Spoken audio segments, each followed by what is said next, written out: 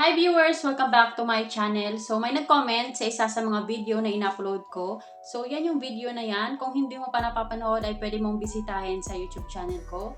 Ang sabi ni Ma'am Maria Donita Rose sa comment, "Salamat ma'am, big help po sa amin. Spam naman po yung issue ng account ko." So shout out po Ma'am Maria Donita Rose. Thank you sa panonood ng mga video ko.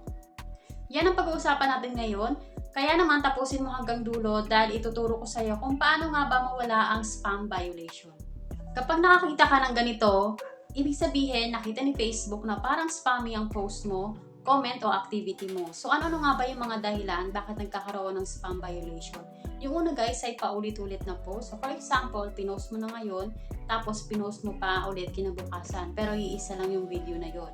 At yung pangalawa naman guys, ay sobrang daming share sa maiksing oras. At yung pangatlo, suspicious link. Pang-apat, clickbait. At yung panglima ay paulit-ulit na comment, lalo na kung hindi naman related dun sa video na pinapanood mo. So magbibigay ako guys sa inyo ng dalawang report na pwede nyong gawin dahil yung spam ay hindi yun agad-agad nawawala. Kahit i-delete mo na yung video na yon or kahit i-delete mo na yung picture na yon, ay andun pa rin yon dahil naka-record na yan kay Facebook. So ang dapat lang natin gawin ay mag-report tayo para mawala yung spam violation na yan. So sa video na to guys ay magbibigay ako sa inyo ng dalawang report. So yung unang report guys, kung sure ka na hindi spam yung post mo, yun yung report ang gawin mo or i-copy mo.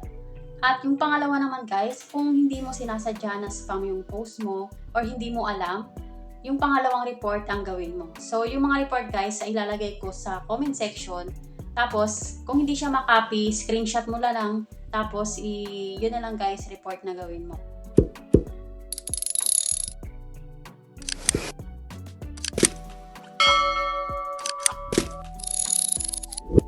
Open mo lang yung Facebook mo at dito guys sa taas, i-click mo lang yung profile mo. Scroll up mo lang and then i-click mo yung help and support, tapos i-click mo yung support. At i-click mo yung support inbox. And then, i-click mo yung your alerts. So, dito guys, dito makikita yung mga violation at saka yung mga spam. So, screenshot mo lang yan. Tapos, i-back mo lang. And then, i-click mo yung report a technical problem. And then, i-click mo yung include. Dito guys, kung Facebook page ang gamit nyo, i-click nyo guys yung page. Pero kung profile, ang i-click nyo guys ay yung profile. So, sa akin guys ay profile ang gamit ko. So, click lang natin yan. Tapos, i-click mo lang yung upload from phone. Dito guys, i-attach mo lang yung in-screenshot natin kanina ng mga spam.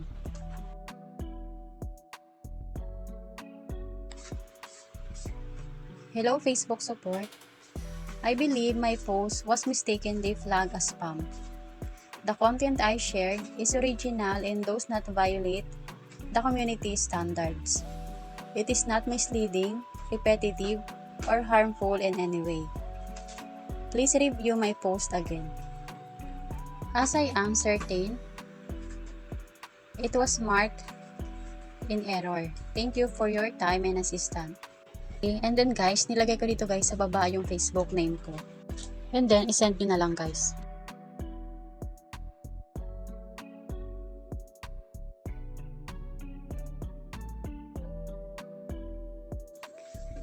Hello Facebook support. I understand my account received a spam violation. I honestly cannot see which specific post caused this, but I never intended to post spam. If any of my content was mistakenly considered spam, I sincerely apologize. I will be more careful with what I shared in the future. I hope you can kindly consider removing the spam violation from my account. Thank you. Sincerely. And then, nilagay ko dito guys yung name ko. Tapos guys, isend nyo na lang.